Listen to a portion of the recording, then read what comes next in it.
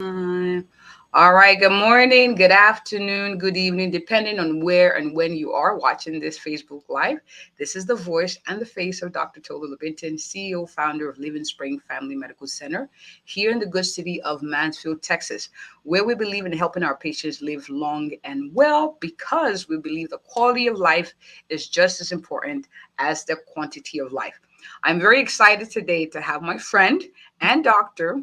Rebecca Berens, and we'll be discussing the topic, Doc, someone I love has an eating disorder. Help me help them. Thank you, Dr. Berens, for coming. I'm honored to have you on. Thank you so much for having me. I'm so happy to be here.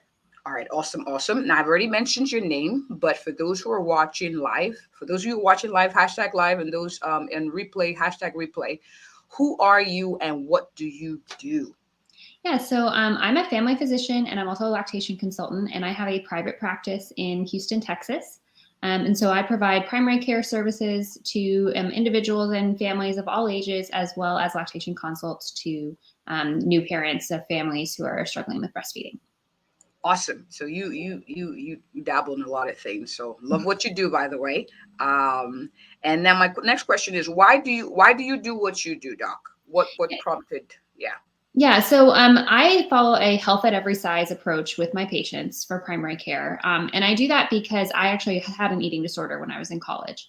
And so I really understand the frustration and the stress of going to the doctor when you've been through something like that, because there are a lot of physicians and other healthcare professionals who have some well-intentioned but harmful advice or comments that they make to people who are in that situation.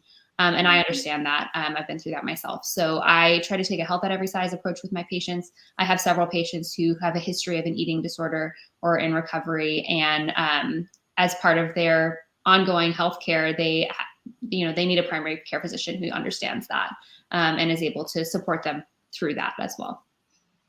Awesome, awesome. So you can relate to what many of patients with eating disorders are going through, and so that's why you decide to do this. Very, very good, very good. Now, for definition's sake, what are eating disorders? What does that mean? So there are various categories of eating disorders, but in general, eating disorders are both behavioral, psychological, and biological conditions in which the individual has certain behaviors around eating, whether that's restriction, binging, or purging, or some combination of all of those things. And so there are various subtypes of eating disorders. Anorexia and bulimia are the most commonly known types. There's also binge eating disorder and ARFID, which is like avoidant restrictive feeding disorder. And so the commonality among them is that there are psychological preoccupations around food and eating, and there are behavioral changes around food and eating, whether that's restricting caloric intake, certain types of foods, and or trying to purge certain types of foods, whether that's by vomiting, laxative, or compensatory behaviors like overexercising to compensate for intake of food. And so that's sort of like a general overview of the different types of eating disorders, without getting too much into the specifics. Okay. If I were to, dig a little bit, so how would you? Because someone may be watching and say, "Wait, I am careful about what I eat. I do count my calories. I do exercise." When does it kind of, move into a disorder category versus me being more judicious or more cautious about what I put into my body? Yeah, so it can be a slippery slope. A lot of people who have eating disorders, that's how it started. They started just trying to be more health conscious, and it can become a slippery slope when you get into a negative energy balance. The way that you think about or perceive food can start to become more disordered. I would say the times when it becomes more disordered is when it becomes a very inflexible behavior where it starts to impact your life. You're not able to go out to eat with friends, go to a party and eat the food that's available, go to someone's house for dinner and eat the food that they serve you, because of this like very inflexible restriction. Or if it starts to come to a point where you're purging the food, as a result of your concern about the intake. But it is a slippery slope, and that's part of why I encourage patients to have a more holistic view of what they're eating and how their health behaviors, rather than becoming unnecessarily restrictive or inflexible. Awesome, awesome. Very, very important points. When it's starting to affect your quality of life, your ability to interact normally in a diet or food availability situation, that could be a warning sign. Now, for someone who's watching who's saying, well, purging, doc, what's the big deal? I ate something I shouldn't eat, and I want to get rid of it so it doesn't harm my body. Why is that a problem? Yeah, so purging can be extremely dangerous. When you force yourself to purge, whether that's by inducing vomiting, using laxatives, using diuretics, people who are diabetic sometimes will do this by withholding insulin. That causes a lot of electrolyte disturbances in your body. You can lose important electrolytes. You can become extremely dehydrated. And in ongoing restriction and binge purging situations, it can result in very dangerous electrolyte imbalances that can cause heart arrhythmias and can be fatal. So that is very, very dangerous. And I always tell someone, if you ate something that you shouldn't eat, first of all, who says you shouldn't eat it? It's food. Unless it's toxically harmful to you and you had like activated charcoal given to you in the ER, there's no reason that you need to purge something from your body. Food is not toxic. So, if it's not fitting into your overall health plan, you can make different choices in the future, but it's not something that needs to be purged from your body. It's not toxic. It's food. Food is not toxic. Awesome. Awesome. Thank you so much for answering that question. And I wanted to highlight, when she says arrhythmias, it means abnormal heart beats. It can actually cause electrolyte imbalances. Sodium, potassium, calcium can become abnormally low or too high because of that, of the purging, and affect how your heart beats. And that could be deadly. So very, very important to note. Thank you, Doc. I think you touched on this already before, but I wanted to ask, for those who who are watching and saying, what, I think a family member or someone I love has this. What are warning signs and symptoms that one should look out for when it comes to eating disorders? Yeah, so a lot of what you will notice is behavioral changes. So becoming excessively restrictive or inflexible about food. Saying like maybe someone who suddenly switches from a normal American diet to a very restrictive type of diet, and they're very inflexible with that. Or saying, I'm no longer eating carbs, I'm no longer eating fat, and being very inflexible with that. Someone who is unnecessarily or excessively preoccupied about their body shape or size or weight, to the point that, again, it's impacting their ability to be flexible in day-to-day life and get through normal activities, normal social activities, family activities. Often there are weight fluctuations. So whether that's weight loss or weight gain, even in some cases, depending on the type of eating disorder, but there are not always weight fluctuations. It's really more of the behavioral and the attitude towards it that becomes increasingly restrictive and inflexible to the point that it's becoming difficult for that person to function in social normal situations. Wow. Thank you. Very good to note. So just you start to see a restrictive, almost like an absolute no gray zone. Like they're very, very, very restrictive. Now, I was going to ask you, Doc, are certain people more at risk than others? Yes, so there are certainly several biological and social and psychological factors that can predispose someone to an eating disorder. So they are genetic. If you have a close family member with an eating disorder, that does increase your risk. There is a genetic component to that. It is more common in people who have another type of mood disorder, such as depression or anxiety. So it can be a more common occurrence in people who already suffer from those. And then certain personality types, people who are maybe more perfectionistic, more inflexible in general in their personality, are going to be at an increased risk. And then certainly social impact on that person. So you can have all of these predispositions, but just because you have maybe anxiety and are perfectionistic and have a family member with an eating disorder doesn't mean you're going to get one, but social factors can influence and bring that to the surface. So certain sports that are more heavily focused on the physique or looking a certain way, track and field, ballet, a lot of these things that have a very physical component to them that often coaches or other competitors will comment on can increase the risk. The general societal focus on thinness as an ideal can be very, can give some harmful messaging to people who are at risk already, and can make that more of a preoccupation. And then going through changes in life. So often during puberty, when the body is changing and the person has changed, their body shape and size has changed rapidly over a short course of time in a way that feels out of control, that is a really common time for an eating disorder to develop. People who are transgender, non-binary, LGBTQ, often there are different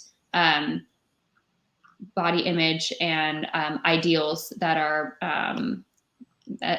associated with those concerns that can predispose someone as well.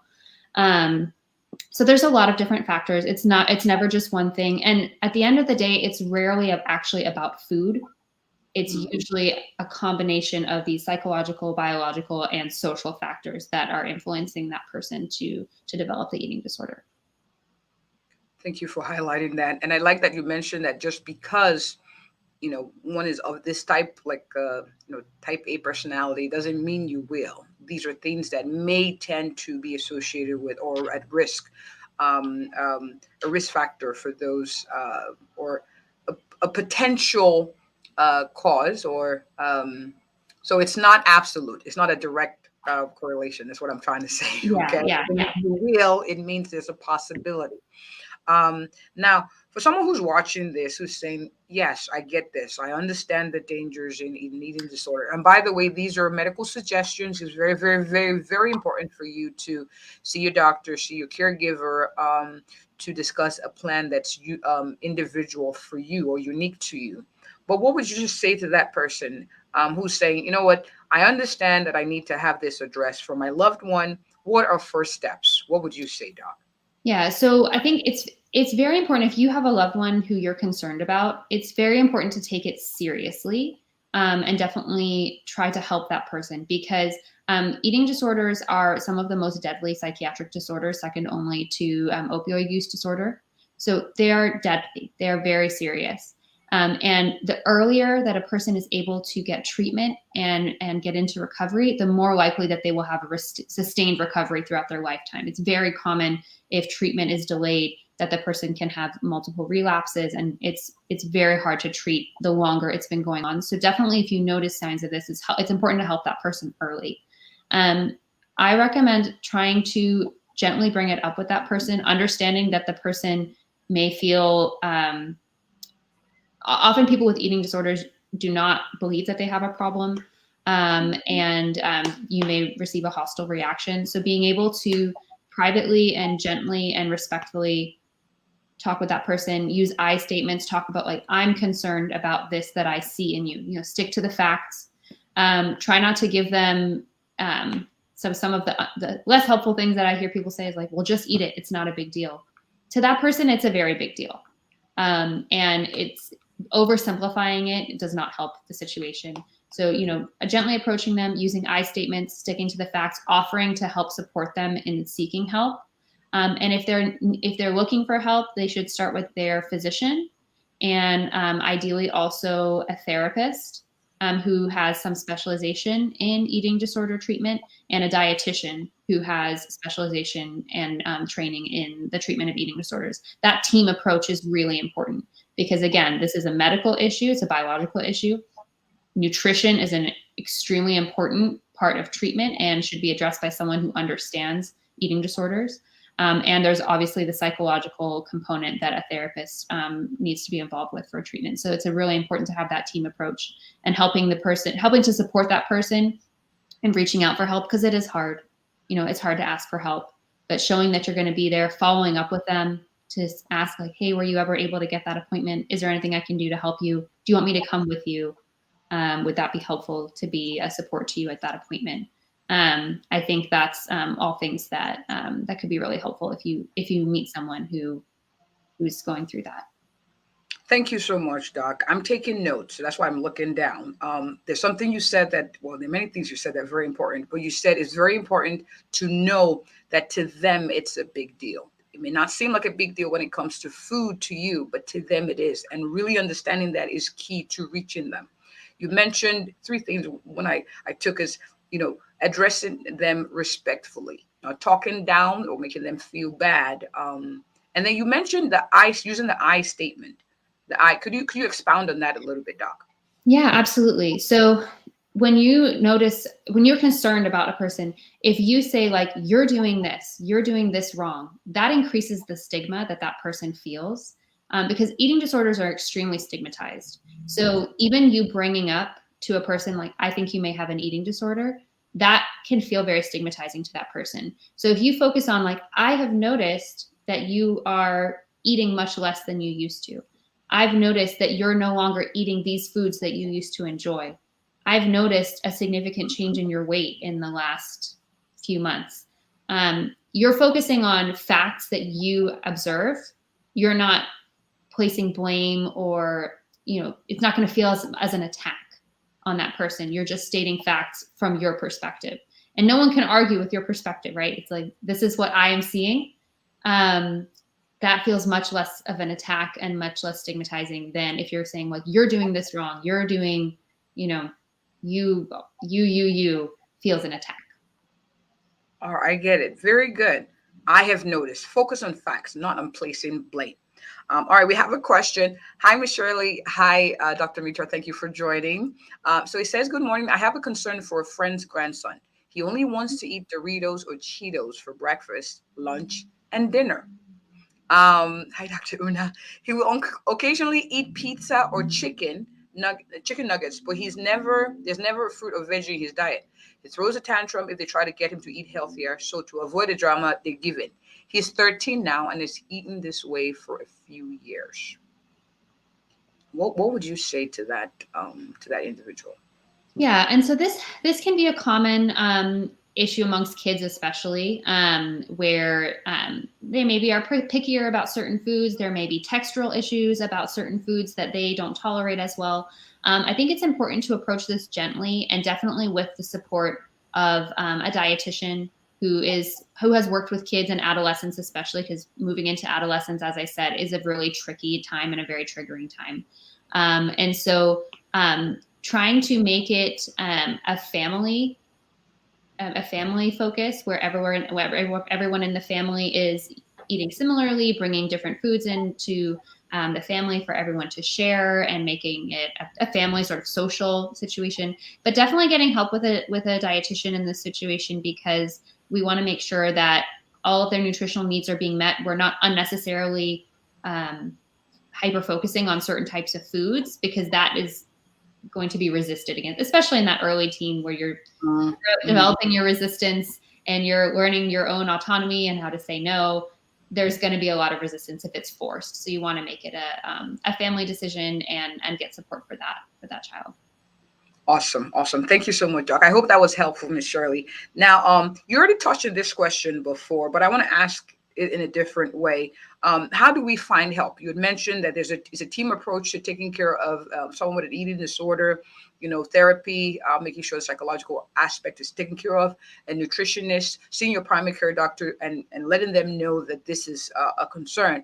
But for someone who's watching, and you said this before, most people with an eating disorder will not seek out help because they don't think there's an issue.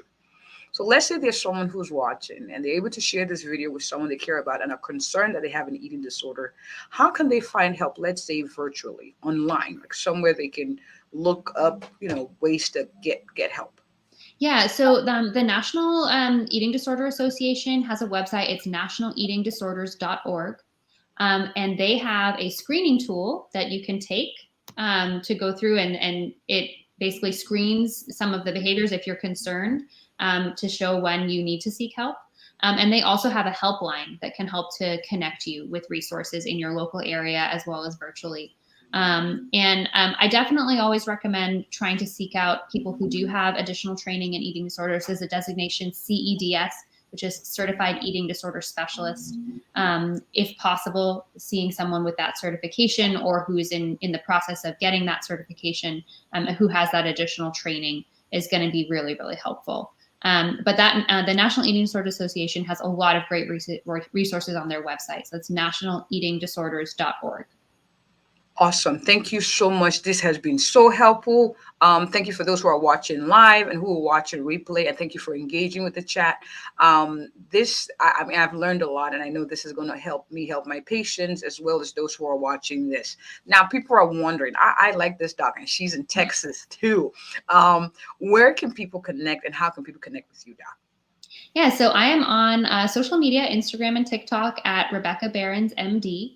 And my practice is Vida Family Medicine, VIDA, in the Houston Heights. My website is vidafamilydpc.com. Awesome. And I'll be sure to share that after this live so people know how to reach you. Thank you, thank you, thank you, thank you. It's nice to see you again, by the way. Thank you for having me. It's so great to see you. Thanks. All right, that's it. Thank you so much for watching. Please share. It is good to share. Sharing is caring. And if you or anyone you know is looking for an awesome, a thorough, and a passionate family physician here in the Mansfield area, I am she. Have a good one. Bye. Bye.